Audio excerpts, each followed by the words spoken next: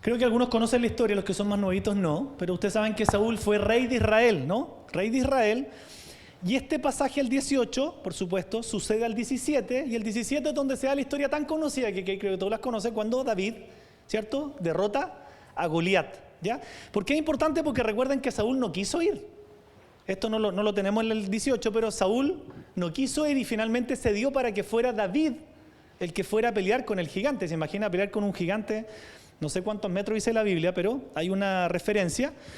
Y nos damos cuenta que empieza a pasar toda una serie de cosas en este capítulo que habla de que pese a que el rey Saúl, dice la Biblia, que era de tremendo parecer, o sea, un hombre que uno dijera lo tenía todo, Dios le dio todo, pero él tenía un gran problema. ¿Cuál era su problema? Que puede ser el problema de todos nosotros. Tenía un tremendo problema en su corazón. Lo tenía todo, talentoso, alto, dice que era buen mozo, o sea, las tenía todas, más encima Dios lo pone de rey, pero él se dejaba llevar por lo malo de su corazón. Ustedes ven en esta historia que dice que empezó a mirar con recelo a David, le empezó a tener envidia. David era un pequeñito, así que cuidado ovejas, ¿no?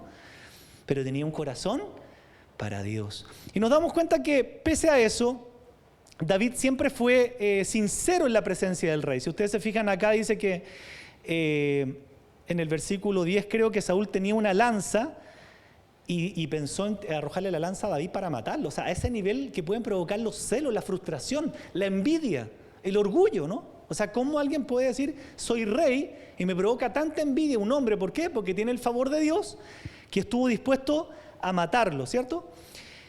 Y uno puede decir, eso también se dio desde el comienzo de la creación. ¿Se acuerdan? Caín y Abel.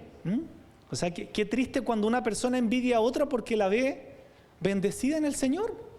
¿Qué culpa tiene esa persona, Dios mío, no? Algo le agradará a Dios de esa persona, porque Dios no tiene favoritos, ¿cierto? Sino que Dios siempre mira el corazón y dice que fue tan tremendo que a Dios le agradó la ofrenda de Abel y no. Qué importante que todo lo que hagamos para Dios lo hagamos con todo el amor para Dios, ¿cierto? Si hacemos algo para Dios, perdónenme como decir en chileno, pateando la perra, ¿cierto? Pateando las piedras, a Dios no le va a agradar eso. ¿Y quiénes nos vamos a perjudicar? Nosotros, ¿cierto? Y nos va a dar envidia el que ama, el que sirve a Dios con alegría y le va bien. ¿Se entiende? Dios no tiene favoritos, Dios es justo. Entonces nos damos cuenta que el rey David finalmente cede en el capítulo anterior, manda a David a pelear y el resto es historia. Dice que David, ¿cierto?, derrota a Goliat y viene todo como decir, una radiografía del verdadero corazón de Saúl. Envidias, celos, venganza, deseos de matarlo, ¿ya? Y algo que nosotros no estamos exentos de sentir. Entonces lo que queremos hablar hoy día es cómo enfrentar esa amenaza oculta. Eso es una mina terrestre, ya no una lata de cerveza. Es una mina terrestre. Es decir, ¿cómo están poniendo esas cosas? Es una mina terrestre y que en el fondo trata de ilustrar esto, lo que estamos estudiando, que es cosas que son como minas terrestres en nuestro corazón, que nosotros tenemos el peligro de pisarlas, que no estamos exentos y que si nosotros no aprendemos a discernir lo que estamos haciendo, pensando, podemos literalmente pisar esas minas y sufrir todo el daño que produce algo de este tipo. O sea, ustedes ven, en este caso Saúl le dio rienda suelta a su ira, sus celos, sus enojos, y conocen la historia, no la vamos a estudiar completa. Finalmente el Señor, ¿qué hizo? Lo sacó y lo desechó como rey. Lo tenía todo, absolutamente todo. ¿Pero qué fue su problema? Él no quiso tratar con su corazón. En cambio David, chiquitito, no tenía ni un brillo, era el último de la fila. Dice ahí cuando lo fueron a llamar, el último. Los hijos de Isaí, ¿cuál? No, bueno, no, pero hay uno ahí, no, nadie lo pescaba. Y dice que el Señor escogió ese que nadie pescaba, el menospreciado, ¿no? ¿No dice eso el apóstol Pablo?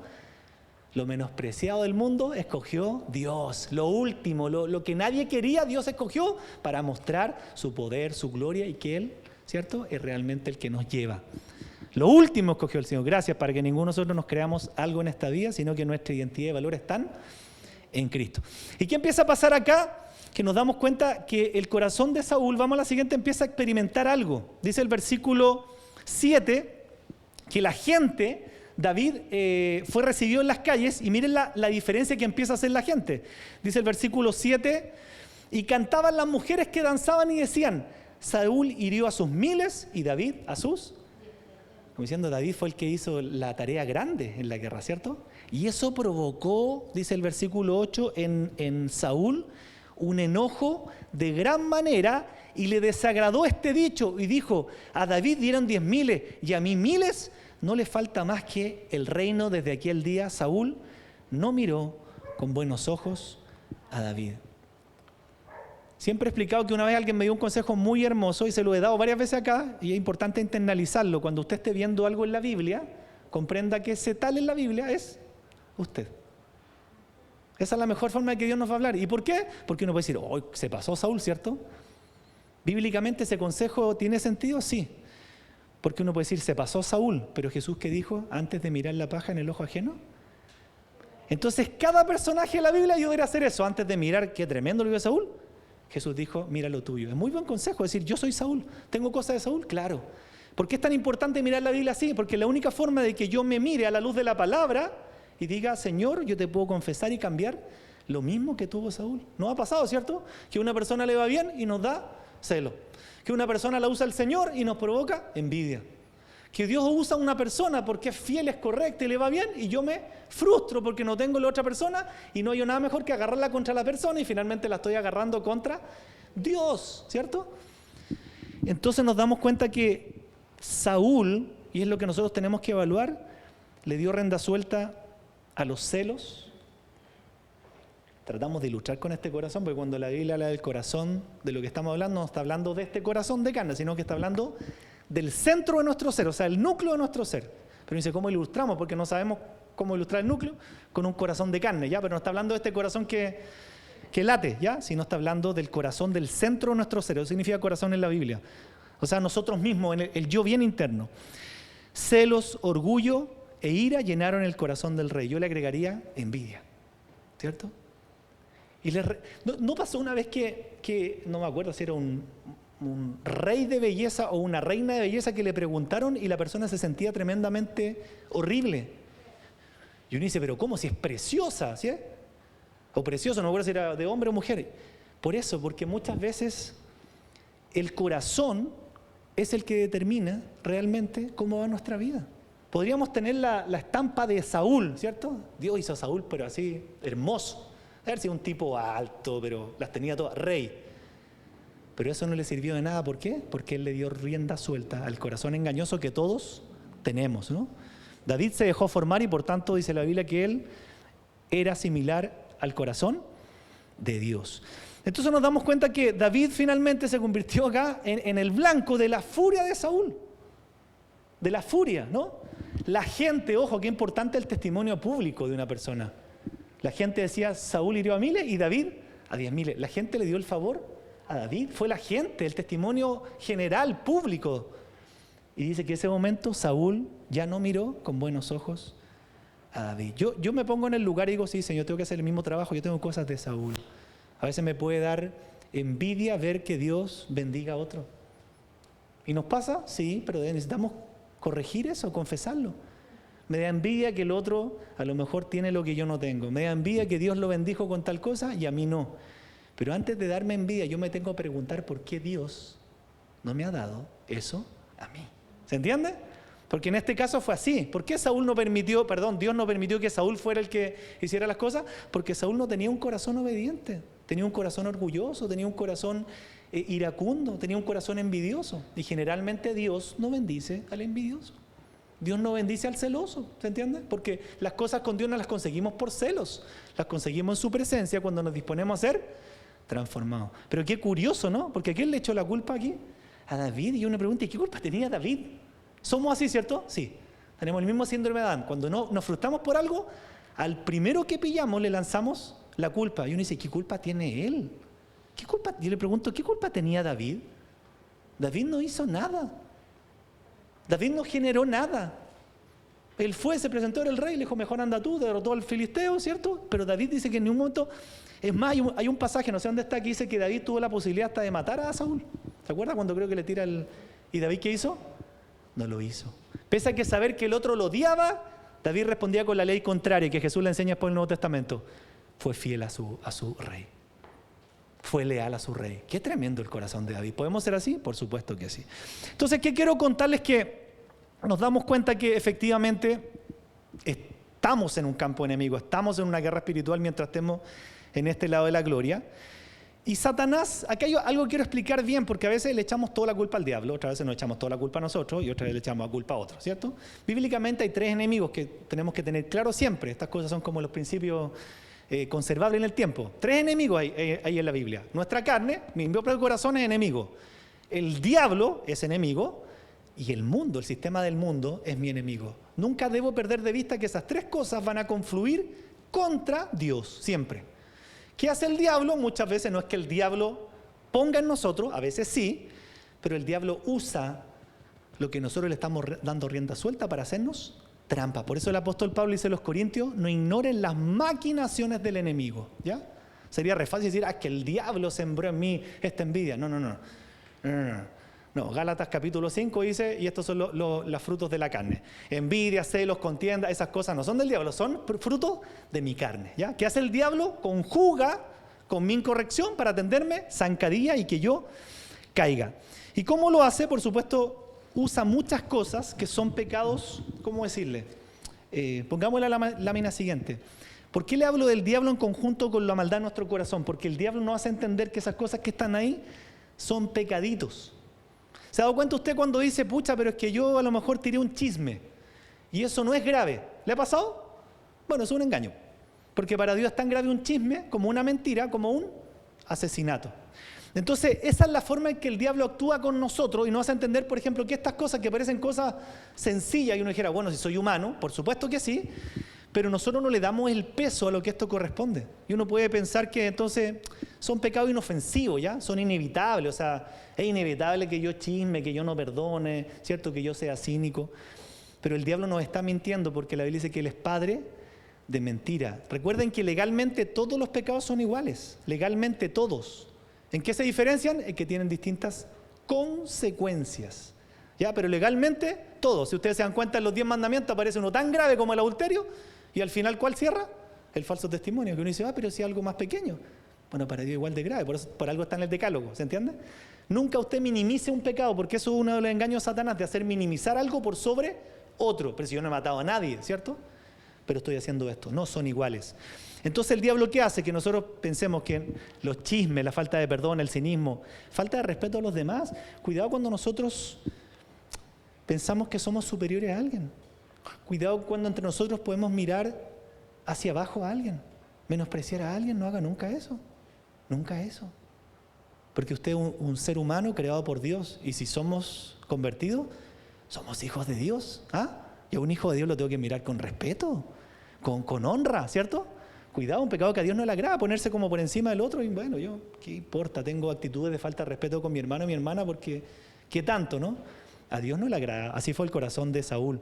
Orgullo, celos, envidia, rencor, indiferencia y temor. ¿Por qué esta lista? Porque esta es la lista que el diablo nos hace creer que son pecados, que son pecaditos, inofensivos, no pasa nada.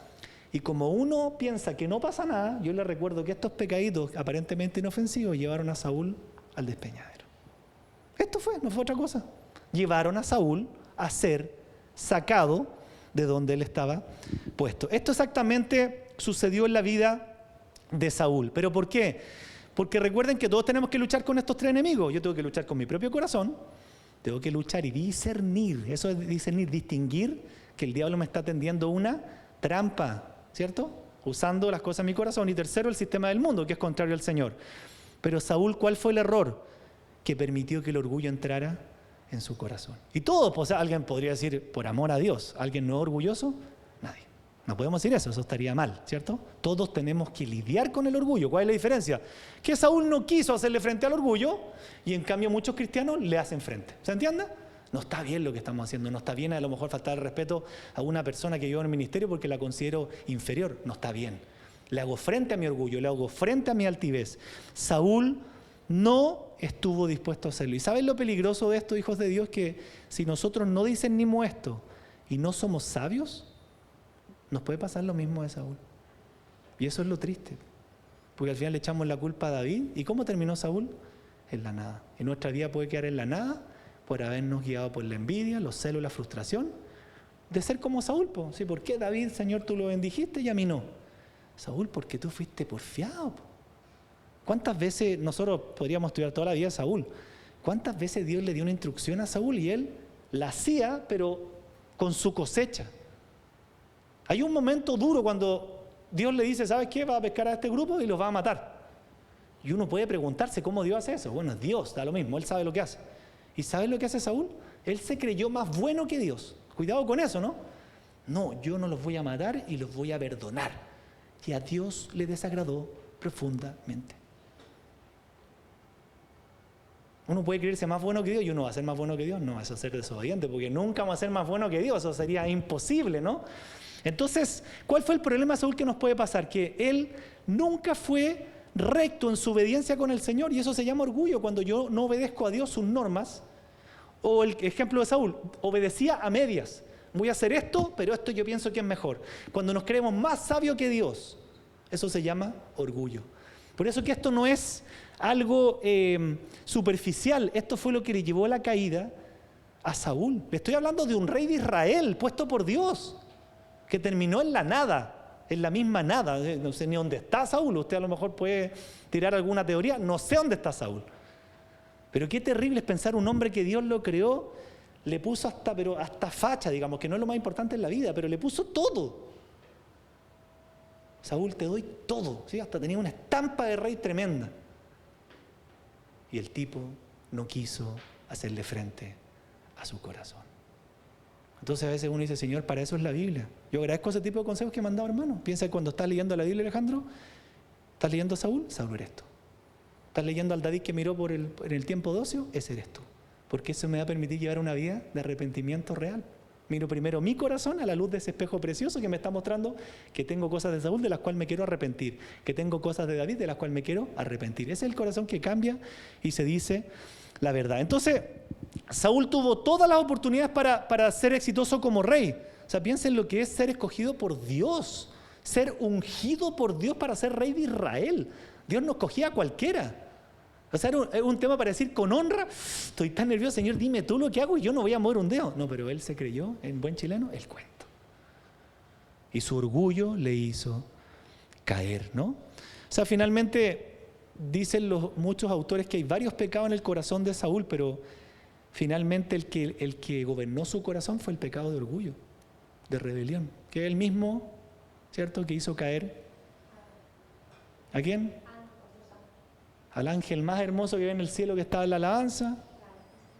Se enorgulleció Satanás, ¿cierto? ¿Se fija que el mío principio? Dios lo pone en una posición de honra, cuidado con eso.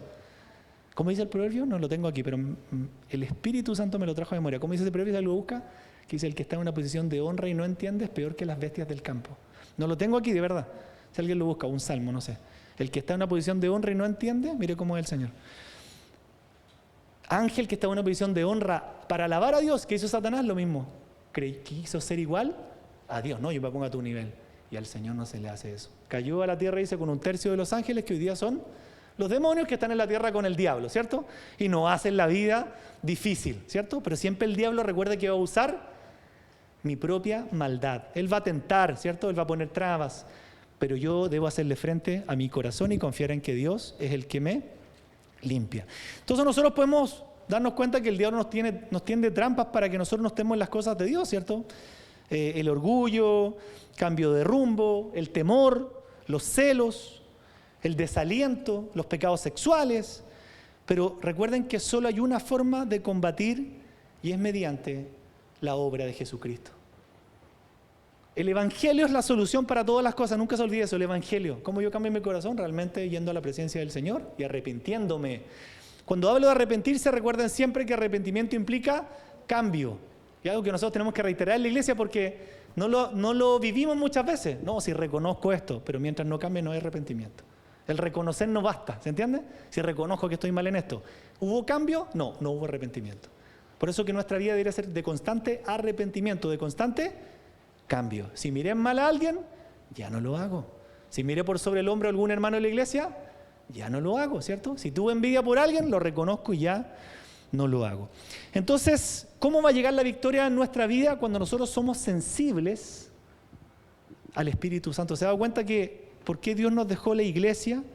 Porque muchas veces nosotros no vemos lo que hay en nosotros. ¿Y es bueno que los demás nos digan? Sí. Qué bueno que los demás nos digan lo que hay en nosotros, porque nosotros no vemos, pues nosotros podemos pensar que estamos súper bien, y el teléfono dice, ¿sabes qué? Se ve que en tu corazón a lo mejor saludaste con arrogancia a esa persona te ofreció algo y pasaste por el lado. Todas esas actitudes es bueno que nos las digan. Oye, hermano, te digo en esa actitud, la persona te sirvió algo y casi que... ¿Me entiendes? Pero cuando no nos dejamos que alguien nos diga algo, entonces vamos a ser como Saúl, pensamos que estamos bien y vamos a morir en nuestro orgullo. Sí, con el micrófono, porque en las redes nos están escuchando. ¿Qué palabra me equivoqué? No es proverbio. Salmo 49:20. El hombre que está en honra y no entiende, semejante es a las bestias que perecen. Se notan mis 46, estoy proverbio y era salmo, no importa, pero me acordaba de la palabra, ¿sí? Bendito Espíritu Santo que la trae memoria. Mire qué lindo. El hombre, el ser humano, que Dios lo pone en una posición de honra y no entiende, es peor que una bestia. Qué importante, ¿no? O sea, si Dios me puso en algo, en lo que sea, en honra, ¿cierto? Y yo no tomo eso con la delicadeza, dice, es peor que las bestias del campo que perecen. Entonces, qué importante ser sensibles en este tiempo. Creo que el año pasado vimos una serie completa del engaño. Sigamos pensando siempre en eso. O sea, tenemos que discernir. ¿Se entiende lo que es el discernimiento del Espíritu? Cuando yo realmente distingo que lo que estoy pensando o haciendo no es de Dios. Y eso no es un achunte, ¿pues se entiende? Es como decir, a ver, estoy pensando esto, mi carne. Pero ¿debo distinguir lo que estoy haciendo es de Dios? No. Porque ¿cuál es el peligro hacerlo de Saúl? Que yo le doy rienda suelta a algo que estoy haciendo y no tengo temor. Y no me doy cuenta que es malo. Y aún puedo escuchar que es malo y le sigo dando rienda suelta. Eso es muy peligroso. Me están diciendo que eso no se hace porque atenta contra la palabra de Dios y yo lo sigo haciendo. Ese fue el problema de Saúl. Que Dios le advirtió, también tengo que ser justo con el Señor. No sé si usted la historia de Saúl, el Señor le advirtió 1000 veces. Saúl, otra vez más. Saúl, otra desobediencia. El Señor le advirtió muchas veces, ustedes conocen al Señor, es muy misericordioso. Pero Saúl no quiso. Saúl, eso no se hace. No, lo sigo haciendo. ¿Qué pasó con él? Terminó mal, ¿no? Entonces nos damos cuenta que si nosotros ignoramos las advertencias de Dios, por eso es importante la palabra de Dios porque nos advierte. La advertencia de un hermano nos advierte. La persona que nos dice algo nos advierte, ¿no? Es súper importante que nosotros, les invito nuevamente a que hagamos esa labor. No nos sintamos excluidos de participar en la santificación corporativa. No cometamos ese error porque nadie como que quisiera meterse, ¿no? Ay, no, que me da cosa. No, es que yo prefiero ser prudente. No, tampoco será que andemos exhortando a medio mundo. No es eso. En amor, si yo veo a alguien de mi iglesia y veo que una persona tiernamente le ofreció algo, esta persona hizo así, yo tengo la obligación delante de Dios, usted y yo, de Dios, hermano, uno que vaya y decirle, hermano, ¿sabes qué? Esa actitud no refleja a Cristo. La persona quedó pésimo ahí. Te estaba ofreciendo algo y tú pasaste así como el rey de Petunia, ¿no? Cuidado, porque es el espíritu que gobernó a Saúl. Hermano, no está bien. Con espíritu de mansedumbre. Pero se dan cuenta que no hacemos esa labor, no nos queremos mojar a veces las patitas, ¿cierto? Pero debemos hacerlo. ¿Se entiende la forma, no? No es ir a retar, ahí yo soy ahora. No, no es eso. Es ese amor de familia, de decirme, no está bien. Y tú tienes la libertad, hermano, por favor, de decirme lo que a veces no ves bien en mí, ¿cierto? No con un espíritu crítico. No es eso lo que pide la Biblia, sino en el espíritu de Dios, ¿no? No es según mi parecer lo que te digo, es según lo que dice la Escritura, si no nos pasaríamos criticando, ¿ya? Entonces es súper importante que hagamos esa labor porque si no somos conscientes podemos caer muy, muy profundo, ¿sí? Y son verdaderas minas terrestres, nos damos cuenta. Cómo pisamos y ya es tarde. Vamos a Génesis 3:9 rapidito. Si ustedes se dan cuenta, esto nace en el Génesis, ¿no? Dice la Biblia que después de la caída, cuando Adán oyó la voz del Señor que se paseaba por el huerto, sintió temor. Ya, y la pregunta es, ¿por qué sintió temor? Porque soy humano y siento temor. ¿Por qué sintió temor? Porque había pecado. ¿Se entiende que es distinto? ¿Sentimos temor? Sí, podemos sentir por muchas cosas, pero cuando sentimos un temor de escondernos de Dios, porque ¿cuál fue el punto? Miren, pasaron dos cosas, y están destacadas. Oí tu voz en el huerto y tuve miedo porque estaba desnudo. ¿Y qué hice? O sea, es tan de Dios que una persona que no anda bien, ¿qué hace? Poco a poco deja de venir a la iglesia, poco a poco empieza a esconderse, ¿cierto? ¿Por qué? Porque hay un pecado en su interior. No es juzgar, es Biblia. Nadie que ande en libertad va a decir, tengo ganas de venir a la iglesia porque no tengo nada que esconder, ¿cierto? Y aún si pecara, le puedo confesar a mi hermano. Pero cuando uno anda mal y uno tiene cositas escondidas, ¿qué hace? Dos cosas. Va a experimentar miedo y ese miedo le va a hacer ¿qué? Alejarse de Dios. Cuando el evangelio es todo lo contrario, pecaste, ven al Señor en arrepentimiento, pero ¿qué hace el corazón humano? Se acusa. ¿Se entiende? Entonces, se nota que está alejado el Señor, se nota que ya no tiene relación con Dios, no le interesa la iglesia, aquí empieza poco a poco a meter cambios hacia atrás, ¿cierto? Ya si venía 2 veces a la semana, ahora vengo una, si vengo una ya vengo cada 15 y ahora cada 21 y ya no sé cuándo vengo, ¿cierto? Y cada vez que vengo, voy y vengo. Cuidado porque eso es lo que pasó en el Génesis y nos damos cuenta que al traer una descendencia adánica, ¿cierto? Todos nosotros somos nacidos de relación sexual, por tanto, ninguno de nosotros está exento de esto. Desobedeció, tuvo miedo y se escondió. El evangelio es todo al contrario. Aún si pecaste, ¿qué tienes que hacer? Venir. Venir. Que si confesamos nuestros pecados, Dios es fiel y justo para perdonar nuestros pecados y limpiarnos de toda maldad. ¿Qué hace el corazón? ¿Te acusa? No voy a ir. ¿Por qué? Porque no tengo cara. Pero es que está mal eso. Si aunque pecaste, ¿cuál es el problema? ¿No? ¿Hay alguno que puede decir que no pecó? ¿Se entiende? Como que el corazón le acusa a uno. Entonces Adán se escondió del Señor. Cuidado con esa bomba, ¿no? Cuando nosotros empezamos a alejarnos de Dios y el corazón humano, ¿usted piensa que no sabe por qué se está alejando? Sabe perfectamente. Perfectamente una persona que se aleja del Señor sabe perfectamente por qué se está alejando. ¿Por qué? Porque hay algo equivocado en su interior. Entonces cuando usted se dé cuenta de la magnitud del engaño, porque todo esto siempre hay un engaño, ¿cierto? Pensar que si peco entonces no me aparezco más porque casi que me... No, pues todo eso es engaño también, hacia los dos lados. Tenemos que nosotros correr a los brazos de Cristo.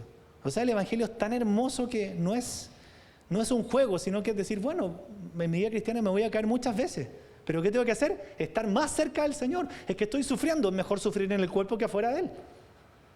Es que estoy viendo un proceso de pecado, es mejor que te estén acompañando a alguien de la iglesia que estés viendo el proceso de pecado afuera. ¿Cuál es el principal engaño que el diablo opera en la gente para que no venga a la iglesia? Y yo lo he escuchado de muchas personas. Es que cuando esté bien voy a ir a la iglesia. Es que no va a venir nunca. Porque eso no es el evangelio. No va a venir nunca. Cuando deje estos pecados, ¿cierto? Y deje estas cosas voy a ir. No, ven al tiro.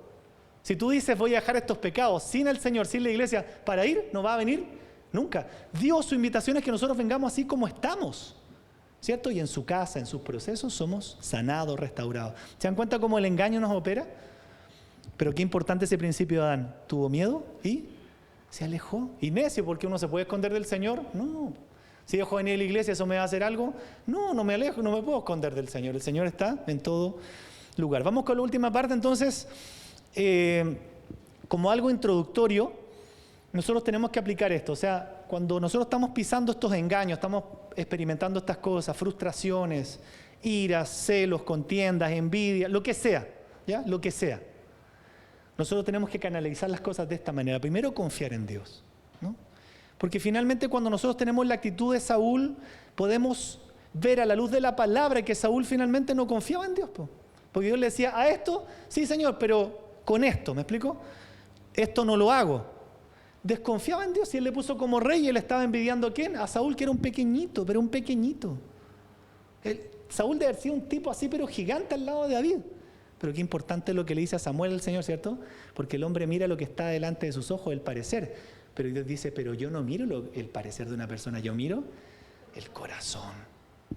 Qué importante tener un corazón limpio, un corazón para Dios, un corazón que ame, un corazón que peque y se arrepiente, un corazón que reconoce, un corazón que lucha con el orgullo, un corazón que dice, sí Señor, soy rebelde, orgulloso, pero de verdad que le hago frente a eso. Gloria a Dios, así debe ser nuestra vida. Pero no un corazón que pasa por alguien así, menosprecia y no se arrepiente. Dios va a tratar fuertemente a una persona que tiene ese tipo de actitudes, porque fueron las actitudes que tuvo Saúl. Y en una parte dice ahí que se arrepintió, y eso es lo triste. O sea, quiso hasta tirarle una lanza a David. Entonces, acordémonos lo que dice Lamentaciones, no lo tengo acá, pero lo tengo anotado en la hoja. Lamentaciones 3 dice, nunca decayeron las misericordias de Dios. No se olvide nunca de eso. No arranque, no se aparte, no deje de venir, no empieza a hacer la del ¡fum! Pasan volando. No sacamos nada con hacer eso, ¿cierto? Nunca se olvide que Dios es bueno, puedo confiar en Él, que Él me ayude a salir de mi problema. Nunca decayeron sus misericordias, nuevas son cada mañana, grande su fidelidad. Segundo, recuerda que no estás solo. ¿Qué fue lo necio que hizo Adán? Se aisló. ¿Qué hacemos nosotros? Uno dice, se pasó Adán, somos nosotros.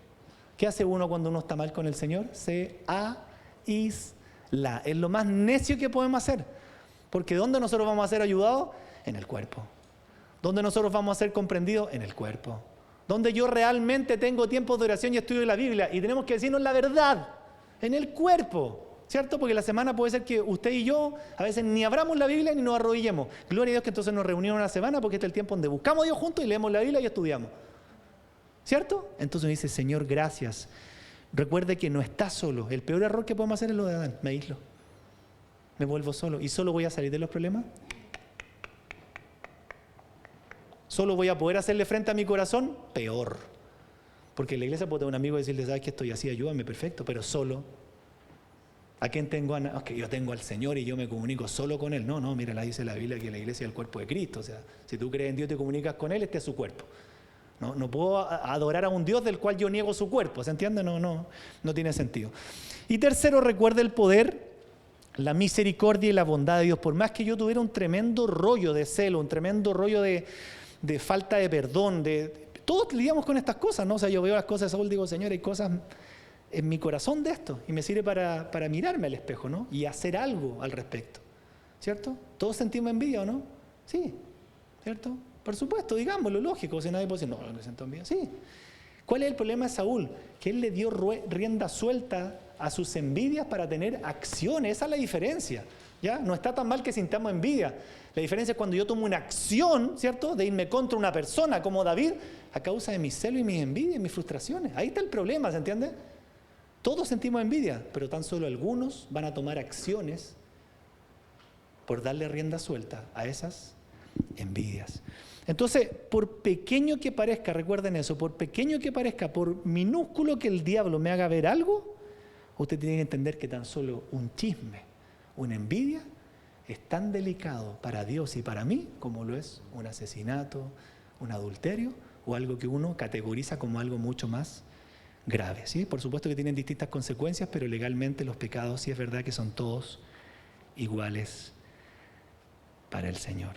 ¿Y qué es lo que hace esto? Porque uno va a decir, bueno, no tiene nada de malo esta chimuchina chica que he hecho. ¿Sabes lo que hace el pecado? Nos separa de Dios. Hace una barrera entre nosotros y nuestro Salvador.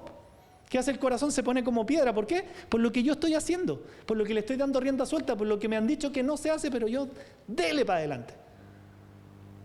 Y nos pasa porque somos así, ¿no? Lidiamos con esta carne. Siempre cito Romanos 7 y 8, ¿sí? El apóstol Pablo como diciendo, este corazón. Y al final lo que no quiero hacer, eso hago. Y está hablando Pablo, que uno lo tiene por ahí arriba. Lo que no quiero hacer, eso hago. ¿Les pasa, no? Y dice, ¿por qué hice esto? ¿Cierto? ¿Por qué hice esto? Si tenía un tiempo para orar y hice tonteras. Tenía un tiempo para evangelizar y hice perdí el tiempo. ¿Por qué hice esto? Por este corazón. Entonces tenemos una guerra clara que lidiar con nuestro propio corazón, con el diablo y con el sistema del mundo que no tenemos que obviar. Pero siempre recuerde que aún tuviera esto en nuestro corazón, la lista anterior, estuviéramos llenos de eso, dice el apóstol Juan, que si alguno hubiera pecado, abogado tenemos con el Padre, ¿cierto? ¿A quién? A Jesucristo el justo. ¿Tú tocarías un pianito? Ya que has ido aprendiendo reunión a reunión ahí, con computador, con el órgano, con todas las cosas. Hijos de Dios, vamos a ver muchas de estas cosas en profundidad, ¿no? Pero como estamos haciendo reuniones bien cortitas, tan solo hoy día lo vamos a tomar como una introducción, pero para que nosotros le empecemos a hacer frente a estas cosas y que pensemos esta semana en la historia de Saúl. Lo tenía todo, pero todo. Desobediente el hombre.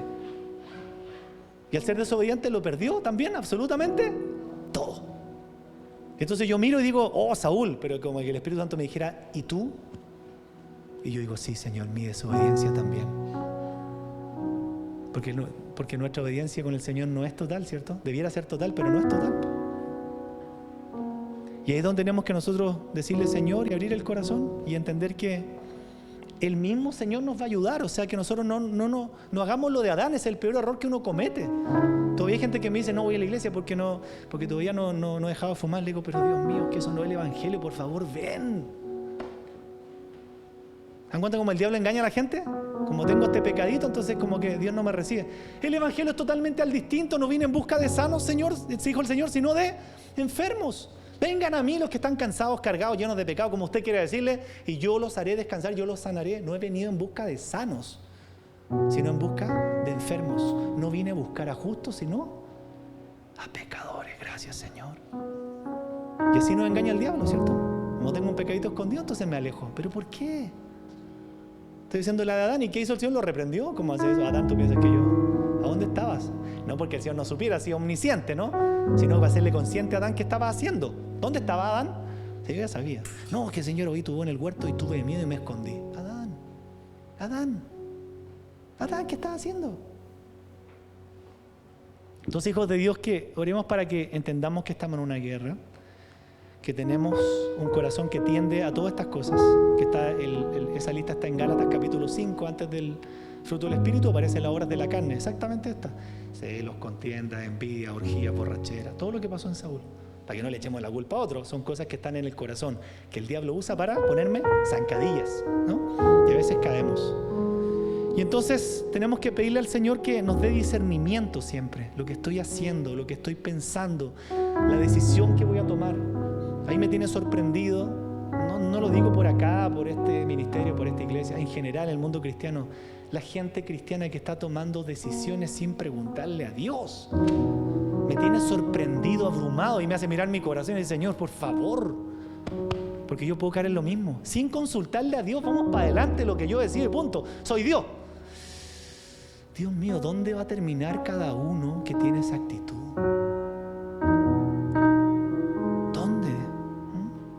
Y es por eso que el último versículo en Efesios, el apóstol Pablo, que lo conocen bien, ¿no?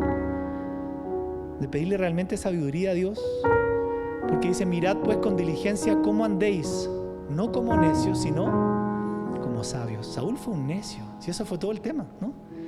Aprovechando bien el tiempo, porque los días son malos. Por tanto, no seáis insensatos, sino entendidos de cuál sea la voluntad de Dios. En todo lo que yo hago, pienso, debo filtrar lo que estoy haciendo, pensando, decidiendo. ¿Tiene base escritural? Porque si no, no vale. ¿Se acuerdan del evangelio que hay un momento que Jesús se molesta? Y dice: ¿para qué me siguen diciendo Señor, Señor? Si no hacen lo que yo digo. No jueguen conmigo. ¿Para qué me dicen Señor, Señor, si ustedes toman las decisiones sin consultarme? Eso le está diciendo para este tiempo. Si ustedes llegan y decían y ni me consultan, entonces no me llames Señor, ese es el punto. No juegues con mi nombre, ¿sí? Mi nombre es santo, no juegues con mi nombre. Si me vas a llamar Señor, haz lo que yo te digo. Y entonces nos damos cuenta que el apóstol Pablo está diciendo lo mismo: se ha entendido cuál es la voluntad del Señor, sobre todo en este tiempo, hijos de Dios. O sea, digo, Señor, que alguien que haya perseverado tanto en la idea cristiana y se vaya a caer al último tiempo, al último momento, Dios mío, me aterra. Y ha sido mi oración con mi esposa: que ninguno se pierda, Señor, que ninguno se deje engañar por el corazón perverso que todos tenemos y empieza a tomar decisiones en pos de sus emociones, de sus deseos y no de su Señor.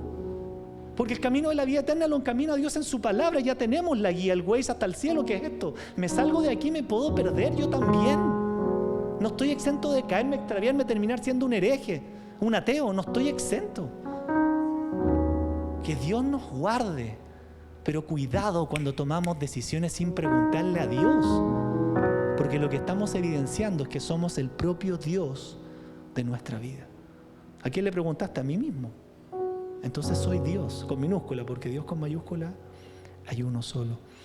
En los últimos años uno se da cuenta cuánto, y lo digo esto no porque nosotros seamos poco preparados, no tengamos Biblia, seamos ignorantes, no, porque usted también puede ver que han caído tremendos hombres de Dios.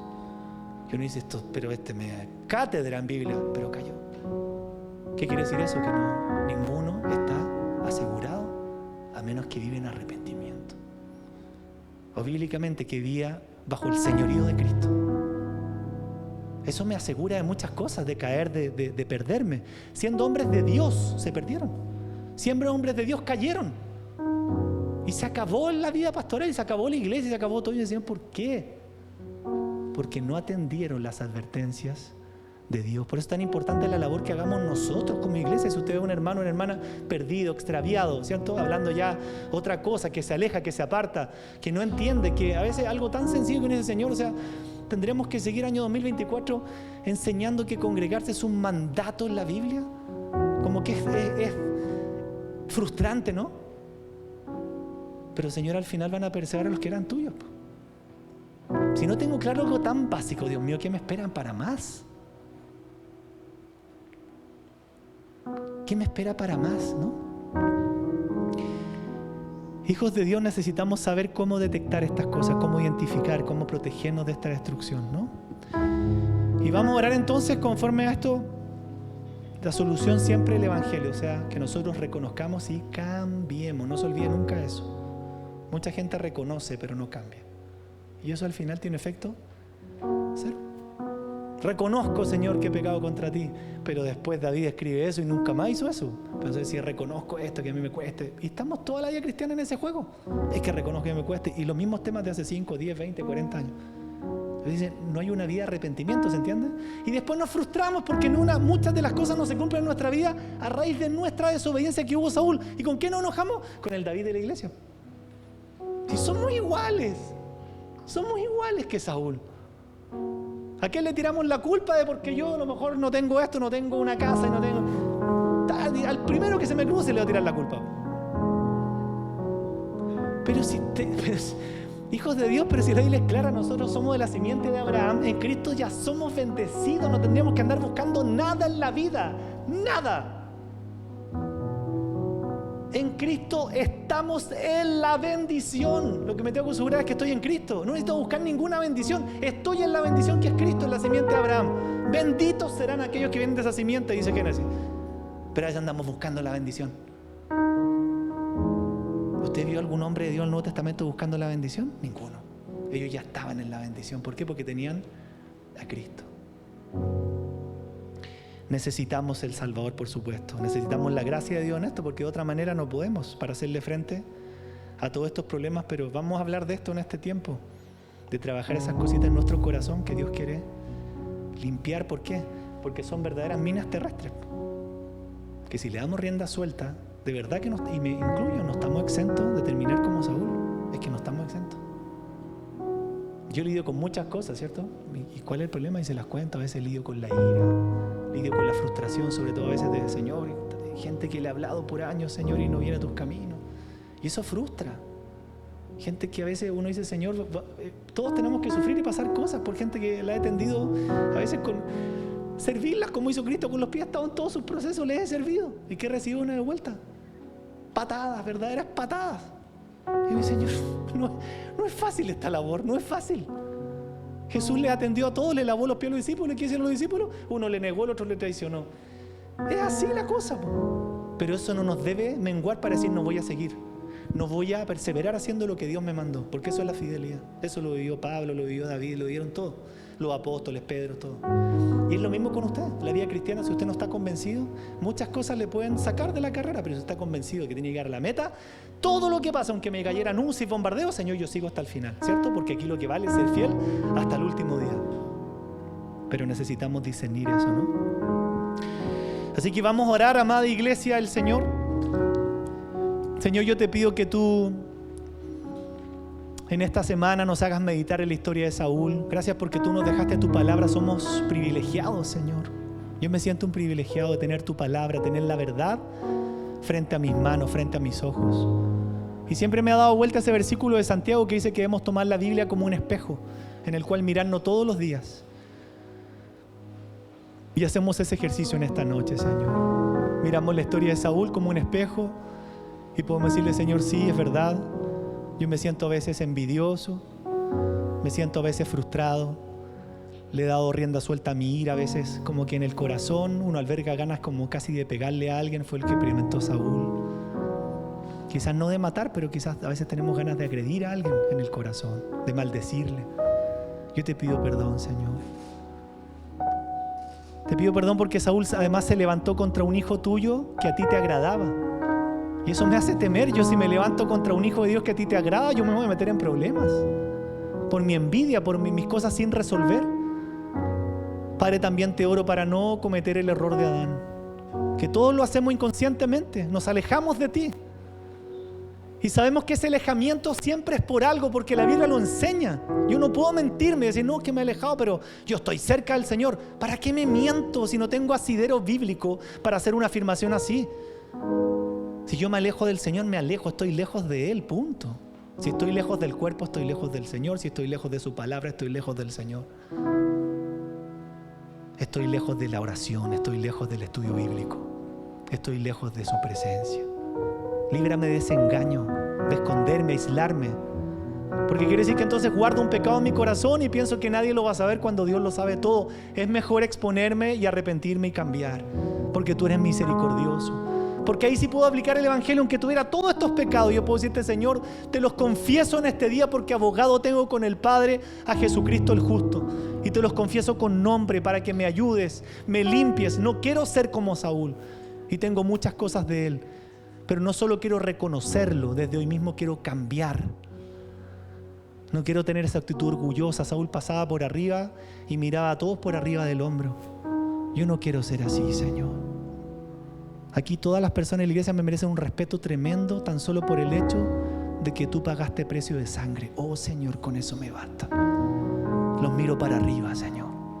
Son hijos tuyos. Tienen la mejor identidad, el mejor título. Hijos de Dios. Líbrame de mirar a alguien con menosprecio como lo hizo Saúl, de ser orgulloso.